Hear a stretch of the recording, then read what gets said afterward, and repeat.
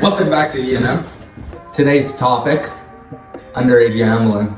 I'm here, Easton. This is my buddy Mateo. You've seen him before.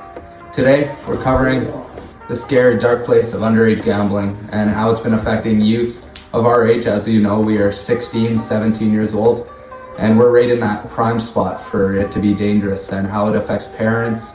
Mateo will go a little more in depth here about that, but it's just scary. Yeah. It is scary. So today we're going to be talking about the dangers of gambling, the troubles it can cause, and how we can prevent the youth from getting into it. So obviously gambling is extremely risky. It can be dangerous at times. You bet in a ton of money probably just to lose it all. Obviously, a lot of people might think that gambling is a fun activity, and it can be okay in moderation. Sometimes maybe you'll go out to the casino with your friends once in a while, or maybe place a wager with your friends, or do something, maybe bet on a card game or something.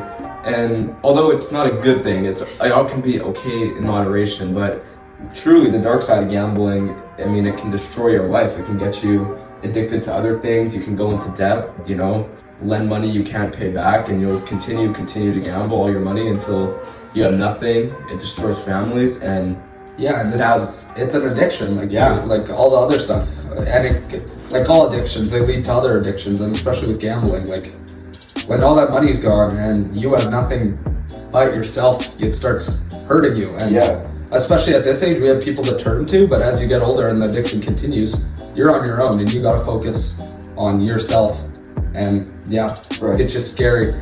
And with that, we're bringing in a guest. Easton Wingate.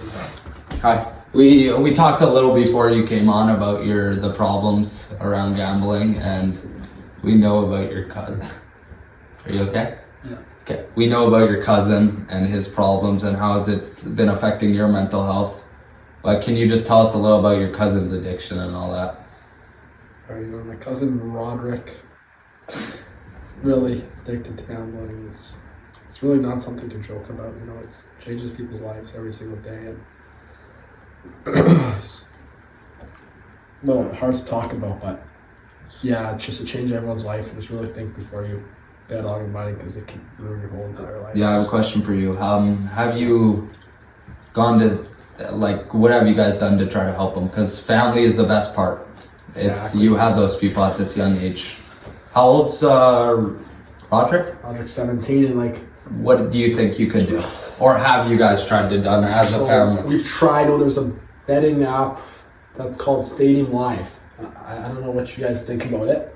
But we have heard about it, isn't it? Yeah, that's the one with the coins. The fake stuff. People are very torn about it, because any kid can download it, and it might get them used to gambling, and then as soon as they turn 18 and they can do it legally, they can still do it and get addicted to it. But some people say it can get you unaddicted from it too, because it's not actual money. So where's he getting this money? How do you think he accessed it? You and your cousin seem pretty close, so what is he told We used to be close. Until this came up. It tears families apart. Yeah, so I'm guessing that there's no longer much family support.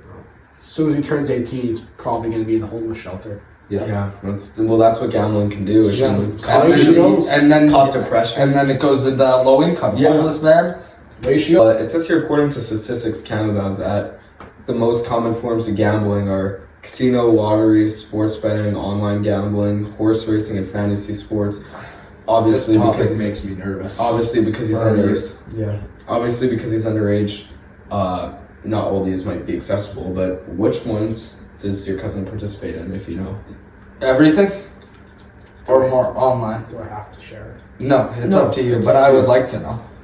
To bring it to our people out watching. Bring attention to this.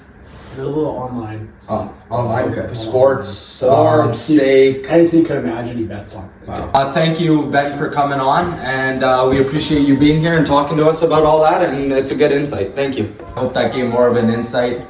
And we'd like to thank all the people that helped us out with this. Mateo, thank you for being here. Thank you, John Wenberg, for letting us use his studio. And thanks a lot to all CBC, all our sources, and everyone I mentioned. And if you ever need help, call hotline or speak to family, because that's the only thing. Men's Mental Health Month right now, or coming up. And it's it's a tough thing going through all that, and I hope we can find help for everyone and everyone can get on the right road. I thank everyone for listening and being here. And we do this just, you know, to help the future generations, to help the youth with prevention and gambling. You know, even just doing a podcast like this, we can really make a big step into the future. Yeah, especially as youth, talking about it. And obviously our nice guests, insight. we can show, you know, what gambling can truly be, you know. We had somebody who's losing money, we had somebody who lost their cousin because of it. So even just small things like this, putting the message out there in schools as well, like we're doing right now, and just continuing to keep pushing that message to prevent the youth from gambling and completely eliminate gambling maybe one day. But for now, we appreciate you guys listening to our podcast, and stay away from gambling. We're out.